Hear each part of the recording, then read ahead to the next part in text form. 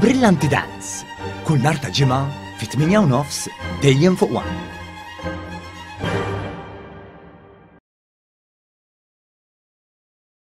Il-qorti ċaħdet it-talba ta' Jorgen Fenech biex jitneħħa s-Supretendent Kate Arnaud mill-investigazzjoni tal-qtil ta' Daphne Caruana Galizia f'kawża kostituzzjonali li fetaħ kontra l-Avukat tal-Istat, il-Ministru għall-Intern u s-Supretendent Kate Arnaud, l-allegat mandant fil-qtil ta' Daphne Caruana Galizia kien qal li Arnaud għandu konflitt ta' interess bħalissa Fenech qed jistenna biex jgħaddi ġuri brabta mal-qtil. L-imħallef Florence Mintoff ċaħat it-talba hekk kif sostna li Fenech ma jeżawrix ir-rimedji legali ordinarji li kellu qabel fetaħ il-kawża kostituzzjonali.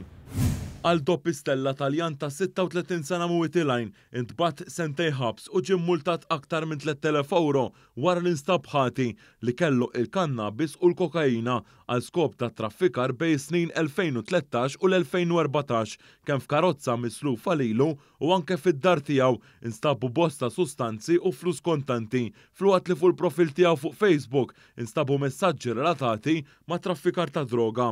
Fil-ħabs huwa kien ir-riżulta pożittiv għal kannabis u l-kokaina, iżda dan ma kienx jiġġustifika l-ammont li nstab fuqu.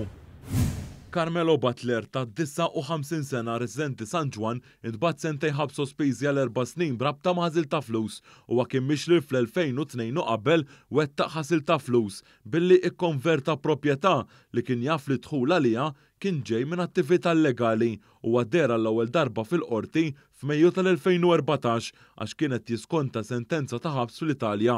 Ir-riżulta li martu Carmen li kellha prokura bankarja kienet użat il-kontijiet ta' bintu sabiex flus żewġa jiġu depożitati fihom.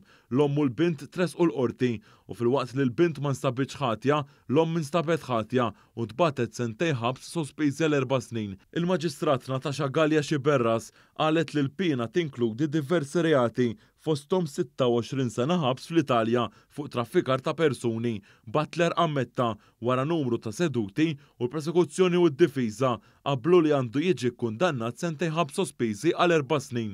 Gallia Xiberras qalet li mordnaċ il-konfiska ta' dak li nkiseb b'mod illegali għax dan kien diġà ikkonfiskat fis-sentenza li ngħatat lil martu.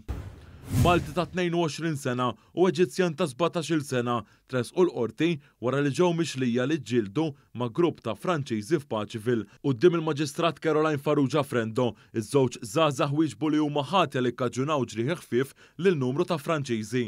L-avukati tal-akkużati qalu li ż-żewġ żgħażagħ intlaqtu mill-Franċiżi waqt li kienu qed jiġġieldu bejniethom fit-triq u spjegaw li ma ntużaw l-ebda armi.